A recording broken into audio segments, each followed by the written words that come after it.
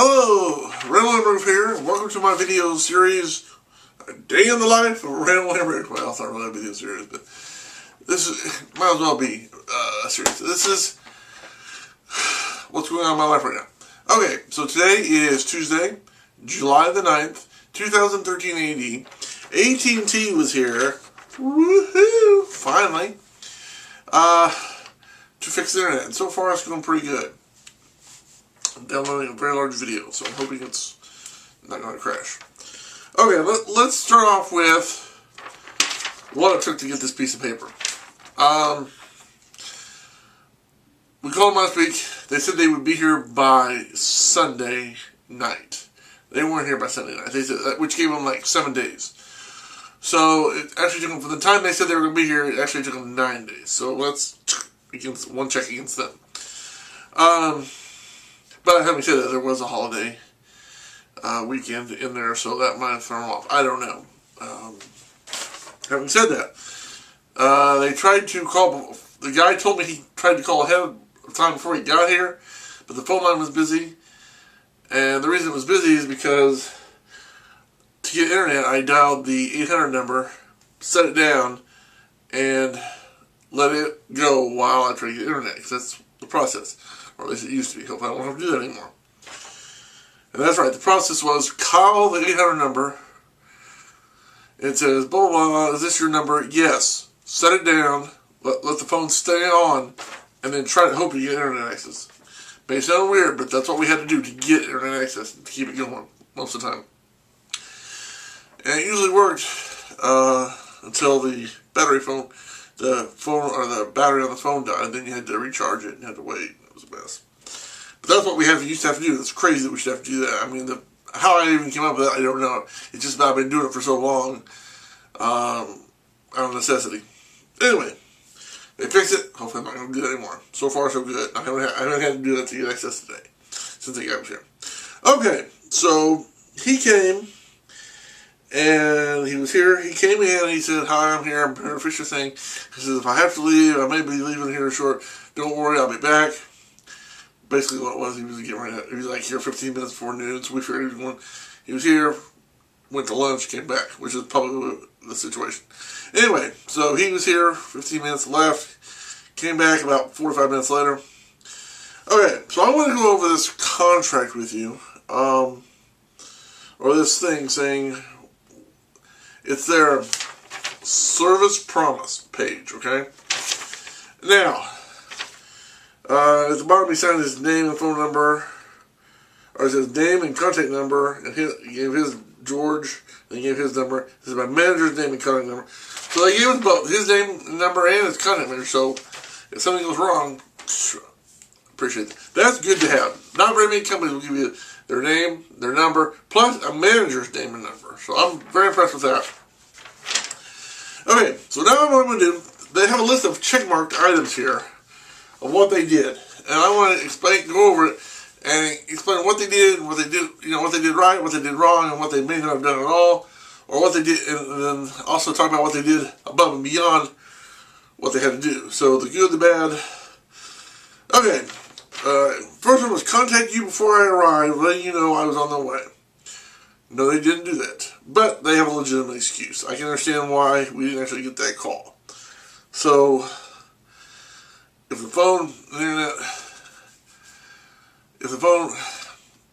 okay, I can forgive them of that one. Because, like I said, I just talked about the internet situation where you have to call to get internet access, and so I understand why, if they tried to call, they couldn't get through. So I can forgive that.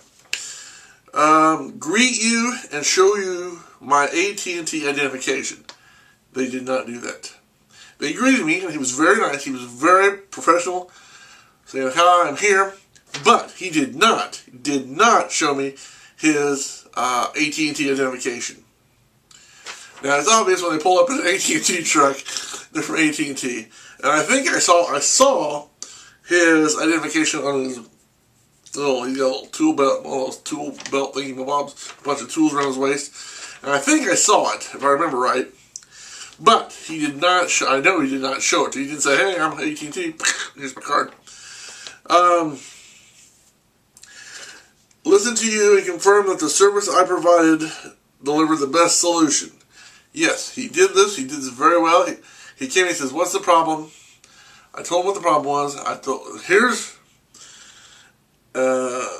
So he listened and confirmed that the service that he was going to do was going to be the best solution.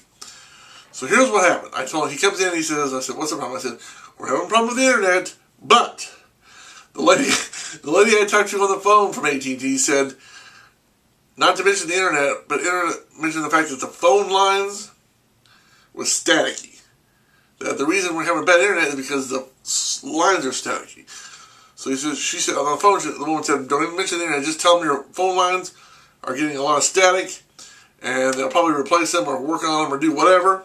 Okay?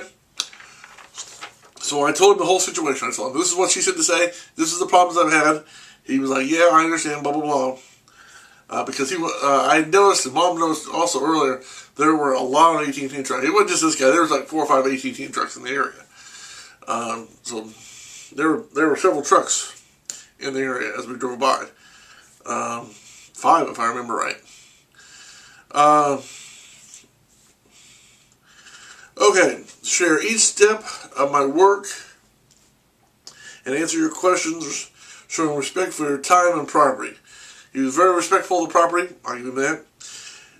When he went to lunch, which I assume that's where he went, he just said he'd be back. He didn't say when, he didn't say how long, so I would have liked to have known how long he was going to be gone, because we needed to go shopping for groceries and do some other things, and we were waiting on him to get back and finish his job, so that would have been nice. He didn't really say, of course I didn't ask. I should have asked maybe when he said he's going to leave our house, how long it would take. So, but he did not say, hey, he did say I'm going to be gone for a while, but he didn't say how long. And he didn't say when he get back. So, room for improvement. So, positive and a negative on that one. But I will say he was very respectful of the property and all that.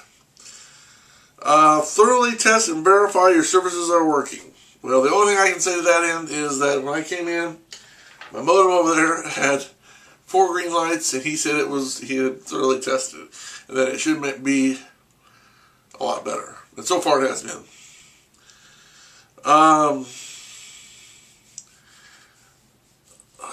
Ask if I can do anything more for you today. He did not do that. He told me what he did. In fact, before we left to go shopping, he said, I'll get back to that, man. Okay, ask if there's any more you can do for today. He did not do that. He checked he did, but he didn't. I mean, he told me what he did. I mean, he was very thorough in telling me what he did, what he replaced, and that, but he did not ask technically if he could do anything more for you today. He was very, very thorough, though, in explaining to me what he did, so I appreciate that fact. I just wish but the technical question is, did he ask if there's anything more I can do? He didn't do that. But I'm not worried about it because, like I said, it's working great. He did, whatever he did, kudos. Okay, it's been my privilege to provide you blah, blah, blah, blah, blah, blah, additional support, blah, blah, blah. You know, I really, this lawnmower companies need to do this. His name and number, granted he didn't put his last name, but his name and number, and his manager's name and number. That's professional, okay? That's saying, I did this work, you got a problem with it, here's my number. If you don't like that, here's my boss's number, name and number. So, I mean, if people out there need to work in professionalism, that's what you do when you do service work. Now, here's the problem I've had, other than the AT&T internet being very slow, very unreliable. So far, since he's been here, not a single problem, okay? Other than it's still not as fast as I'd like, but it's been faster than it was. First of all, because it's never going to be as fast as you want. Let me just start by saying that. 2, it hasn't, as of yet, it has not crashed once since that guy fixed whatever he did. So I'm very happy with that. So far, it's faster and more reliable. Now, having said that, I talked to the guy before he started putting stuff in, and he was like, oh, we always replace this. I was like, what do you mean replace it? He says, well, anytime we see that kind of cable that you currently have, we automatically replace it. we didn't have to get a worker. We just automatically replace it. So he knew, just by looking at the cable, hey, it needs to be replaced. And he even said it should have been replaced a long time ago. I said, well, what do you mean by long? He said, 5 years at least. It should have been replaced 5 years. So I'm like, hello? Now granted, maybe if we'd been more persistent and knew what to do, yeah, it would have been better. I mean, I didn't, I've been yelling at AT&T and trying to get them to do something, and I've asked nicely, I've talked about internet, blah, blah, blah. Found out what you gotta do. You gotta talk to them not about the internet, but the phone lines. The phone lines, you gotta say, ooh, your phone lines are staticky. That will get their attention. The fact that your internet's working bothers them, but it's not near as much apparently, okay? Because apparently their phone lines are a lot more important than their internet service. At least that's the impression I get from talking to these people online. If your phone line's down, ooh, that's a big deal. But internet, it's a problem, but you know what I'm saying.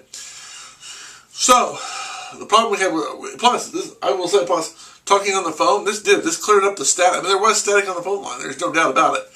This cleared it up, it sounds a lot better.